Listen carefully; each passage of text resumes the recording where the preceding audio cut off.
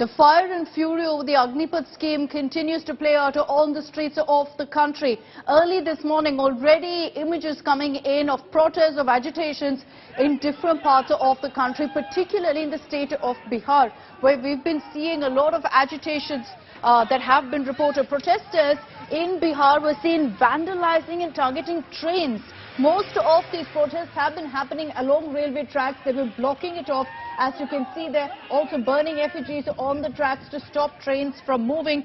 The trains have been stopped, tires have been burnt on these railway tracks, and there's of course sloganeering against the government being reported. There are, as we speak, protests being reported in Samastipur, in Balia, in Muzaffarpur and in Buxar. So it's spreading as we speak. Army aspirants and several students hitting the streets there against the Agnipath scheme. The government has announced raising the upper age limit, but that clearly hasn't cut any ice with these protesters as they're continuing their agitations. You're seeing in Uttar Pradesh, in Balia, there are protests.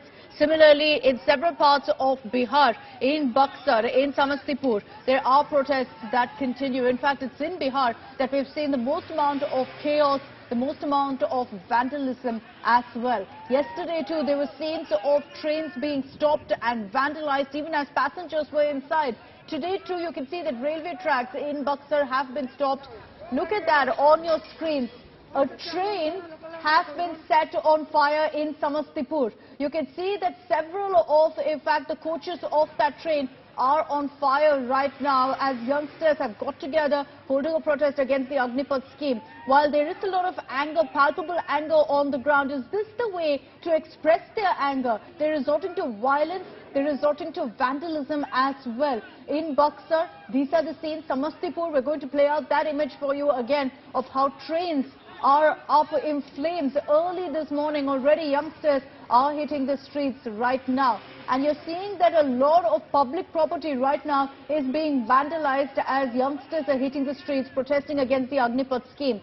Now, the government has tried to send out a message to all of these protesters saying they have nothing to worry about and that this scheme will ensure that all of them are represented. But the reason that they're so very angry is that recruitments haven't happened for 2 years now because of the COVID pandemic, and now the news came in of the Agnipath scheme. So they're asking what happens to us after 4 years. The government has said that the upper age limit for 2022 for this year will be increased to 23. It's a one-time waiver, keeping in mind the fact that many of these youngsters have spoken about not having recruitments for the last 2 years. But even this waiver doesn't look like it's had any impact on the ground as protesters are continuing with their rampage. Security has been beefed up in several parts of Bihar as well as several other parts of Uttar Pradesh where we're seeing a lot of these protests. But early this morning, already protesters out on the streets there vandalizing public property.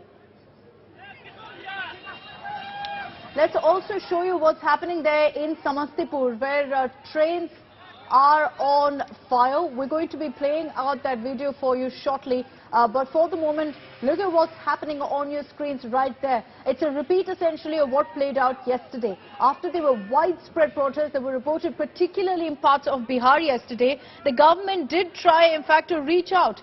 They've gone ahead and announced a one-time waiver, announcing that the upper age limit has been increased from 21 to 23 for this year. It's not cut any ice clearly with these protesters. These youngsters are out on the streets demanding that the Agnipath scheme be rolled back. Their grouse is this. They're saying that recruitments haven't happened for 2 years, and now you come out with a scheme that says that, you know, we'll be brought in for 4 years. What happens to us after 4 years? We're getting you more and more images of the kind of violence that's broken out. Look at your screens on what's playing out in Ara right now. Unfortunately, more and more of these incidents of violence are being reported in train stations. This affects, of course, people who are trying to commute to different parts of the country and also to their workplaces. Many of them are unable to go about with their duties. This is Samastipur, the most shocking image that we've received this morning. Early in the morning, you see the aftermath of the protest there.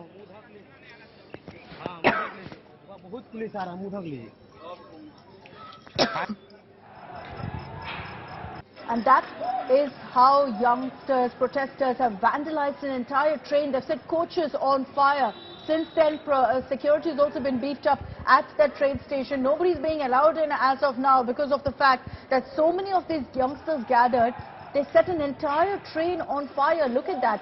Coach is completely charred at this point. Fortunately, there was nobody inside that train, so no casualties really that have been reported, but the kind of damage to public property, to these trains, is unprecedented. In most places in Bihar also, we're getting in reports of how railway tracks have been in fact closed down. And on your screens, look at the kind of damage that's being reported. All right, let's cut across to that reaction.